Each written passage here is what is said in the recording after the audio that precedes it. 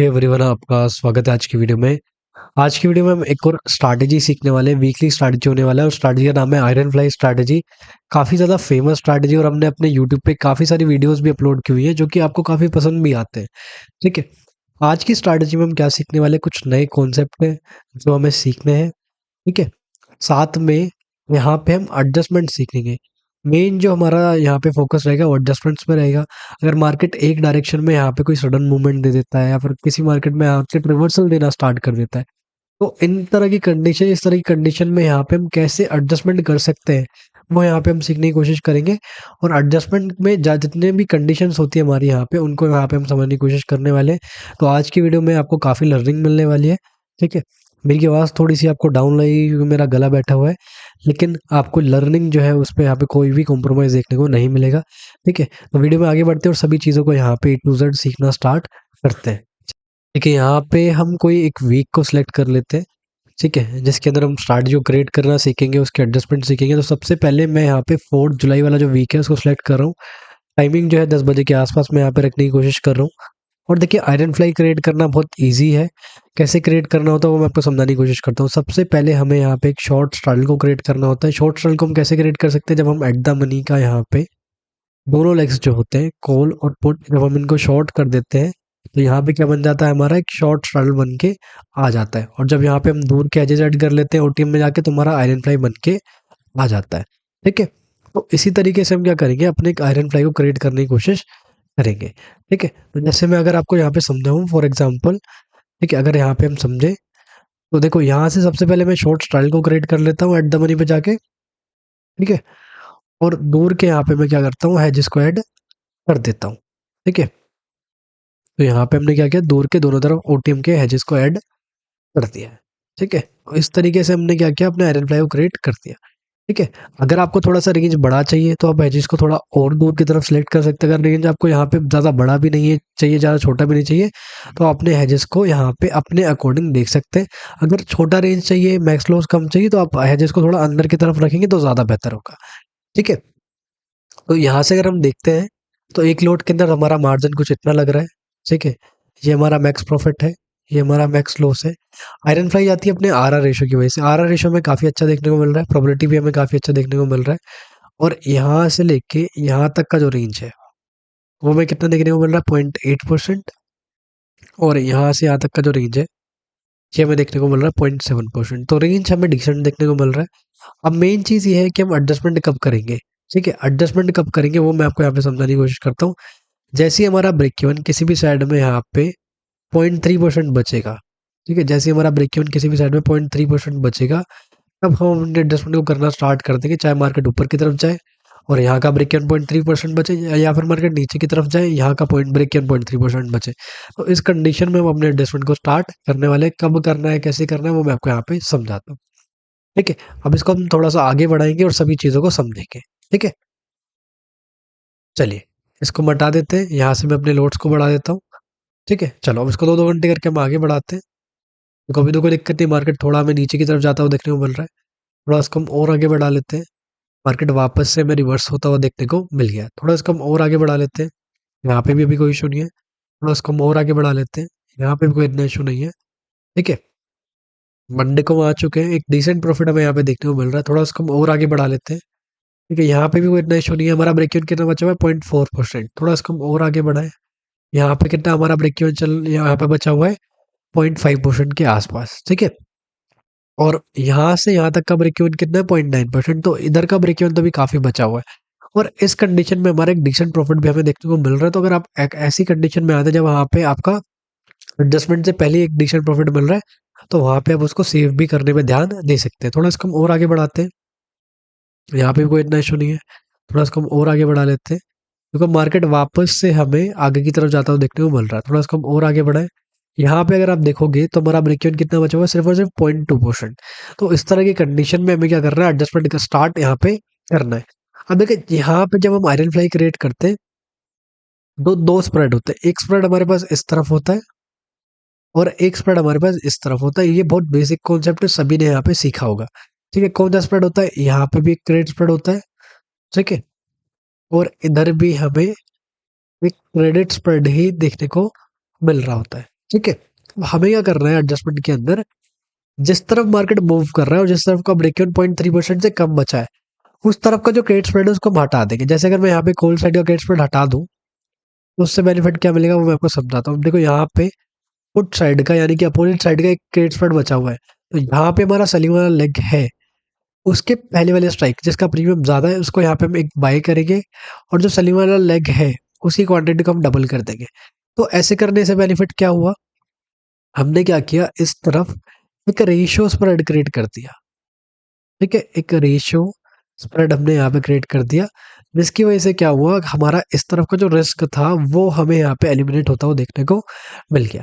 ठीक है, दूसरा इस एडजस्टमेंट से एक इशू यहाँ पे हुआ है कि हमारे अपोजिट साइड का जो लॉस था वो भी हमें बढ़ता हुआ देखने को मिल रहा है। तो इस लॉस को भी आप कैसे कम करेंगे, जो आपका अपोजिट साइड का यहाँ पे रेशियो स्प्रेड है और उसका जो हेज है उसको आप यहाँ पे, जहाँ पे आपने रेशियो स्प्रेड क्रिएट किया है उसकी तरफ यहाँ पे शिफ्ट करेंगे, यानी कि सेलिंग वाले लेग की तरफ इसको शिफ्ट करेंगे, तो यहाँ का आपका अपोजिट साइड का जो रिस्क है वो भी आपको कम होता हुआ देखने को मिल जाएगा। फॉर एग्जांपल अगर मैं आपको यहाँ पे दिखाता हूँ, तो देखिए यहाँ पे हमारा जो ये हेज है इसको अगर हम थोड़ा अंदर की तरफ शिफ्ट करें और जहाँ पे पहले वाला हेज था अगर इसको हम हटा दें, तो ये क्या हो जाएगा, हमारा इस तरफ का रिस्क जो है काफी कम होता हुआ हमें देखने को मिल जाएगा।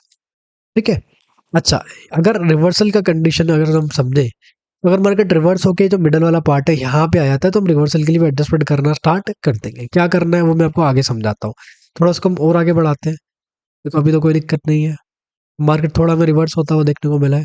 देखिए अगर ऐसा कंडीशन बनता है जहाँ पे हमारा ये जो रिवर्सल पॉइंट है ये भी ब्रेक हो जाता है और मार्केट और हमें नीचे की तरफ जाता हुआ देखने को मिल रहा है यहाँ पे, अगर इस तरह का कंडीशन बस बनता है तो हम क्या करेंगे, इस पूरे स्ट्रैटेजी को एग्जिट करके यहाँ पे हम एक न्यू आयरन फ्लाई को क्रिएट कर सकते हैं। जब हम न्यू आयरन फ्लाई को क्रिएट करेंगे तो उससे बेनिफिट क्या मिलेगा हमें, दोनों तरफ दोनों तरफ एक बैलेंस रेंज यहाँ पे देखने को मिलेगा। ठीक है, अगर आप देखेंगे तो दोनों तरफ हमें यहाँ पे बैलेंस रेंज देखने को मिल जाएगा, क्योंकि यहाँ पे आज एक्सपायरी है, तो एक्सपायरी पे इतना ज़्यादा हमारे लिए वो यहाँ पे आइडियल नहीं रहेगा, क्योंकि एक्सपायरी पे क्या है, थोड़े से प्रीमियम्स हमारे यहाँ पे कम देखने को मिलते हैं, तो जो रेंज है वो भी हमें थोड़ा छोटा देखने को मिलेगा और हमारा जो मैक्स लॉस है वो थोड़ा सा हमें यहाँ पे ज़्यादा देखने को मिल सकता है। ठीक है, अगर और कोई डे है तो यहाँ पे आप ये वाला एडजस्टमेंट कर सकते हैं रिवर्सल के लिए। ठीक है, जो मैं आपको यहाँ पे समझाने की कोशिश कर रहा हूँ, मैं आपको यहाँ पे समझाता हूँ मेरा क्या कॉन्सेप्ट है यहाँ पे। ठीक है, हम क्या करते हैं, इस पूरे स्ट्रैटेजी को हम एग्जिट करेंगे और एग्जिट करने के बाद यहाँ पे हम एक नई आयरन फ्लाई को क्रिएट करने वाले हैं। ठीक है, तो इसको मैं हटा देता हूँ, इसको सबसे पहले हम हटाते हैं और यहाँ पे पूरे स्ट्रैटेजी को मैं हटा हटा देते हैं। उसके बाद यहाँ पे हमने एक नया आयरन फ्लाई क्रिएट करेंगे। सबसे पहले यहाँ पे मैंने एक शॉर्ट स्ट्राइल क्रिएट कर दिया है और यहाँ पे मैं अपने हेजेस को ऐड कर लेता हूँ। देखो हेजेस मैंने थोड़े से यहाँ पे पास के ऐड किए ताकि हमारा मैक्स फ्लो जो है थोड़ा हमें कम देखने को मिले। ठीक है, अगर एक्सपायरी पे आप स्ट्रैटेजी क्रिएट कर रहे हैं वाला एडजस्टमेंट कर रहे हैं तो आपको रेंज थोड़ा छोटा देखने को मिल सकता है, क्योंकि प्रीमियम्स हमारे पास ज़्यादा नहीं होते हैं और दिन हमें ये वाला प्रॉब्लम देखने को नहीं मिलेगा। ठीक है, थोड़ा इसको हम और आगे बढ़ा देते हैं, क्योंकि अभी तो कोई दिक्कत नहीं है। ठीक है, अगर हम यूडी कर देते तो हमारा मार्केट जो है यहाँ कहीं हमें एक्सपायर होता हुआ देखने को मिल चुका है। ठीक है, अच्छा, पहले यहाँ पे एग्जाम्पल के अंदर हमने क्या समझा, हमने समझा कि मार्केट अगर हमारे एक डायरेक्शन में जाता है तो कैसे एडजस्टमेंट करना है, रिवर्सल्स के अंदर क्या एडजस्टमेंट करना है। ठीक है, कब एडजस्टमेंट करने हैं कब नहीं करने हैं वो भी हमने समझा। कुछ और यहाँ पे कॉन्सेप्ट रह गए हैं उनको भी समझने की कोशिश करते हैं, उनको यहाँ पे हम एक और एग्जाम्पल के थ्रू समझने की कोशिश करेंगे। ठीक है, चलिए देखिए हमने यहाँ पे क्या किया है, एक और एग्जांपल को सिलेक्ट किया है। 11 जुलाई वाला एग्जांपल है, टाइमिंग जो 10 बजे के आसपास हमने यहाँ पे रखी है। अगर आप और चीज़ों को समझने की कोशिश करेंगे तो ये हमारा कुछ मार्जिन लग रहा है एक लोट के अंदर, ये हमारा मैक्स प्रॉफिट है, ये हमारा मैक्स लॉस है, आर आर रेशियो आप यहाँ पे देख सकते हैं। और अगर आप यहाँ पे रेंज देखेंगे तो मिडल से यहाँ तक का जो रेंज है हमारा, यहाँ तक का वो 0.7% के आसपास हमें देखने को मिल रहा है, और मिडल से यहाँ तक का जो रेंज है वो हमें 0.8% के आसपास देखने को मिल रहा है। एडजस्टमेंट यहाँ पे भी सेम रहेगा, जैसे भी किसी भी तरफ यहाँ पे हमारा जो ब्रेक इवन है 0.3% बचता है तो हम अपने एडजस्टमेंट को करना स्टार्ट कर देंगे। ठीक है, चलिए इसको हम थोड़ा सा और आगे बढ़ाते हैं और बाकी की चीज़ों को हम सीखना समझना स्टार्ट करते हैं। ठीक है, चलिए यहाँ से हम क्या करते हैं, अपने लोड्स को बढ़ा लेते हैं और इसको हम थोड़ा आगे बढ़ाते हैं। ठीक है, अभी अगर आप देखोगे तो मार्केट हमें नीचे की तरफ जाता हुआ देखने को मिल रहा है, और यहाँ पे पुट साइड का अगर आप ब्रेक इवन देखेंगे तो कितना बचा है, 0.2%। तो हमने क्या सीखा था, जिस तरफ मार्केट जा रहा है उस तरफ का यहाँ पे हमें क्या करना है, स्प्रेड जो है, गेट स्प्रेड जो है, उसको हम एग्जिट कर देंगे। तो यहाँ पे पुट साइड का जो गेट स्प्रेड है उसको हम एग्जिट कर देते हैं, क्योंकि मार्केट जो है हमें पुट साइड के ब्रेक इवन की तरफ ही यहाँ पे बढ़ता हुआ देखने को मिल रहा है। तो उसको हम हटा देते हैं। और यहाँ पे हम आएंगे, यहाँ पे अगर आप देखेंगे तो हमें अपोजिट साइड में एक स्प्रेड देखने को मिल रहा है, कॉल साइड में ग्रेट स्प्रेड है ये भी। तो जहाँ पे इसका सेलिंग वाला लेग है, उससे पहले वाला लेग जिसका प्रीमियम ज़्यादा है वहाँ पे हम बाई करेंगे, और सेलिंग वाले लेग की क्वांटिटी को हम डबल कर देंगे। तो इससे क्या बन जाएगा, एक रेशियो स्प्रेड यहाँ पे क्रिएट हो जाएगा। और यहाँ पे क्योंकि हमारे पास हैज ऑलरेडी था, तो हमारा जो मैक्स लॉस है वो भी हमें यहाँ पे डिफाइन देखने को मिल रहा है। यहाँ पे भी जो हमारा रिवर्सल पॉइंट है वो यहाँ पे मिडल में ही हमें देखने को मिल रहा है। ठीक है, जैसे जैसे हम प्रॉफिट में जाएंगे तो हम क्या कर सकते हैं, अपना अपोजिट साइड का जो रिस्क है उसको भी मिनिमाइज कर सकते हैं। ठीक है, यहाँ पे जो हेजेस हैं इनको हम अंदर की तरफ शिफ्ट करेंगे तो हमारा जो रिस्क है वो भी हमें कम होता हुआ देखने को मिल जाएगा। अब इस स्ट्रैटेजी का व्यू क्या हो गया यहाँ पे, बियरिश। ठीक है, चलिए थोड़ा इसको हम और आगे बढ़ाते हैं। देखो थोड़ा बहुत हमारा लॉस कम होता हुआ हमें देखने को मिला है, थोड़ा इसको हम और आगे बढ़ा लेते हैं। अब थोड़ा बहुत हम प्रॉफिट में आ चुके हैं, तो अब यहाँ पे हम क्या करेंगे, अपना अपोजिट साइड का जो रिस्क है उसको थोड़ा हम कम करेंगे। तो इधर का जो हेज है उसको हम सेलिंग वाले की तरफ शिफ्ट करते हैं, और पहले वाला जो हेज है उसको हम हटा देते हैं। ठीक है, तो आप देखेंगे ये यहाँ का जो रिस्क है हमें कम होता हुआ देखने को मिल गया। थोड़ा इसको हम और यहाँ पे अगर सेलिंग वाले की तरफ शिफ्ट करें तो यहाँ का जो रिस्क है हमें और ज़्यादा कम होता हुआ देखने को मिल जाएगा। थोड़ा इसको हम और आगे बढ़ा देते हैं। यहाँ पे भी तो कोई इशू नहीं है, यहाँ पे भी कोई इतना इशू हमें देखने को नहीं मिल रहा है। ट्यूसडे वाले दिन यहाँ पे हम आ चुके हैं, थोड़ा इसको हम और आगे बढ़ा लेते हैं। यहाँ पे भी कोई इशू नहीं है। ठीक है, आप चाहो तो अपना अपोजिट साइड का रिस्क जो है उसको थोड़ा और भी यहाँ पे कम कर सकते हो। हेज को जितना आप अंदर की तरफ शिफ्ट करोगे, सेलिंग वाले की तरफ शिफ्ट करोगे, उतना आपका रिस्क जो है वो कम होता हुआ आपको देखने को मिलेगा। और ये तभी करना जब आप ऑलरेडी प्रॉफिट में आना स्टार्ट हो जाओगे, तभी हम ये वाला एडजस्टमेंट करना स्टार्ट करेंगे। थोड़ा इसको हम और आगे बढ़ा लेते हैं। देखो यहाँ पे तो कोई इशू नहीं है, थोड़ा इसको हम और आगे बढ़ा लेते हैं। ठीक है, यहाँ पे हम एक्सपायरी वाले डे पे आ चुके हैं, और ज़रूरी नहीं है कि हमें प्रॉपर एक्सपायर तक वेट करना है, स्ट्रैटेजी को लेके बैठना है।